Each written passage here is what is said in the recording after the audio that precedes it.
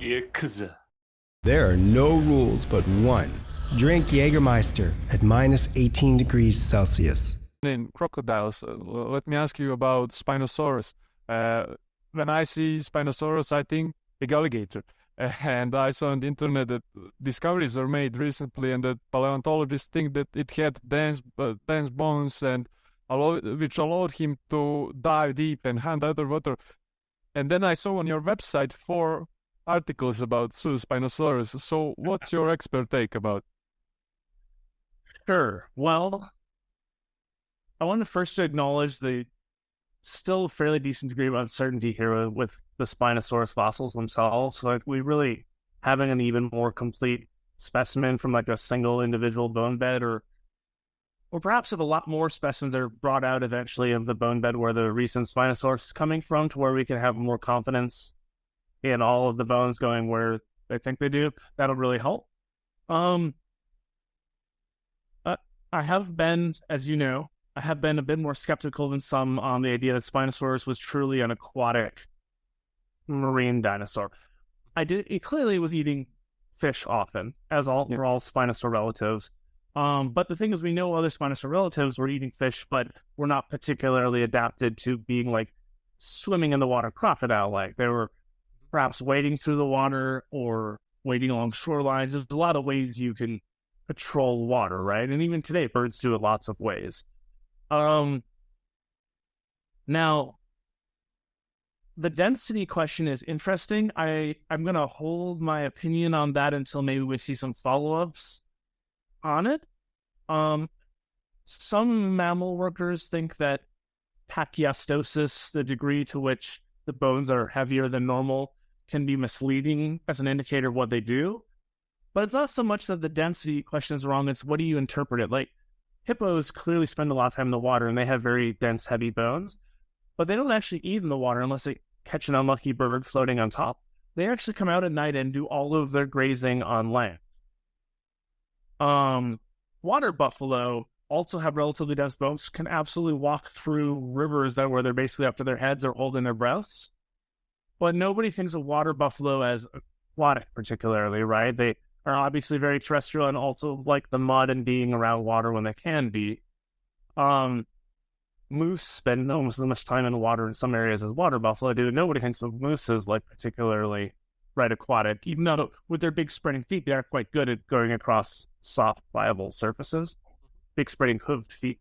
So like, I don't think anyone is denying that Spinosaurus was in and around the water and that it was eating fish. Although, like an 800-pound gorilla, it probably also ate whatever it wanted. Yeah. But I know I and several other colleagues still question just what the degree of true semi-aquatic or aquaticness was. The idea that it was a pursuit swimming predator seems unlikely. They're missing most of the adaptations you see in animals like that. So I tend to think of it as more of a wader, type of animal. But it's not impossible some of these animals got good at being able to sort of just hang out in deeper water and then come back up. I still don't think they're swimming after things, but to get down and come back up, maybe. I'd love to know the proportions better. I know I'm still a bit skeptical of all the bones coming out with the new Spinosaurus going together, specifically with the couple of dorsals that came out separately that were collected and sold privately to another museum. Definitely going with the rest of it. The rest of it clearly goes together.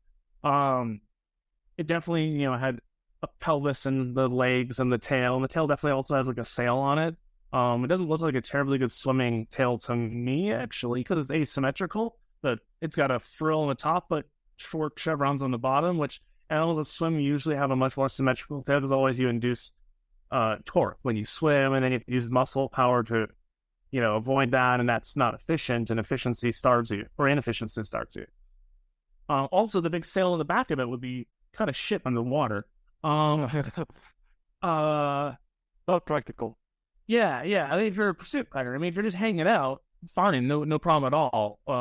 Maybe throws shade and attracts fish. I don't know. Those are all fine, again. So it's not. I feel like the disagreements are getting smaller and smaller. Clearly, it's an animal that was spending a lot of time around the water. I definitely doubt it was quadrupedal, walking on 4 legs. There's no real reason that any theropods look like they'd be good at that. But who knows? Like, we don't have very good arms yet. It would help to have better ones.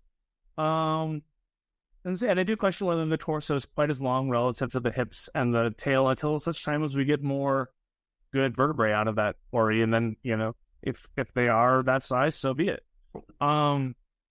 So yeah, I guess that's my answer, is we still need to wait and see a bit. I think it is easy to get carried away by what an awesome image of proto-whale dinosaur would be, like, because that's kind of what it would be doing if it followed the original, like, science description, and that would be awesome. Extraordinary claims require extraordinary evidence, and I don't think the evidence is that extraordinary quite yet for that model. But it definitely didn't look like in Jurassic Park. No, unfortunately that's gone. Even if they're still pretty clearly two-legged and stuff, they're gonna not look like that. Yo. And I have one more. We stay genuine, uncensored and unscripted, and we always will, as we have to order our usual. Share us and subscribe us, and stay tuned until the next Wednesday. Iguzo!